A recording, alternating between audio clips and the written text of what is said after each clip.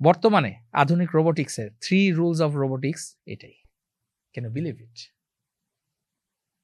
আচ্ছা, এরপরে আপনি যেটা নিয়ে বড় সোচ্চার হচ্ছিলেন একটু আগে, আমরা শুনলাম খুব বলিষ্ঠ কণ্ঠস্বর রেখেছেন যে আমাদের এআই কে ইউজ করতে হবে ভালো কাজে।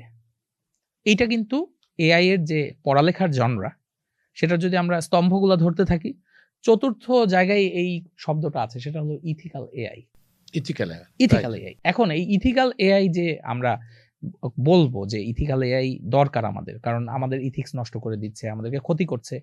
এই ইথিক্যাল এআই এর উৎপত্তি কোথায়? এখন নিশ্চয়ই আবার বলবেন না যে গল্পকার বা নাট্যকার, এবার নিশ্চয়ই বিজ্ঞানী, এবার গল্পকারও না, নাট্যকারও না, এবার হলো ফিল্ম ডিরেক্টর। ফ্রাঙ্কেনস্টাইন মুভি থেকে কিন্তু এই ইথিক্যাল এআই এর বেসলাইনটা নেওয়া হয়েছে।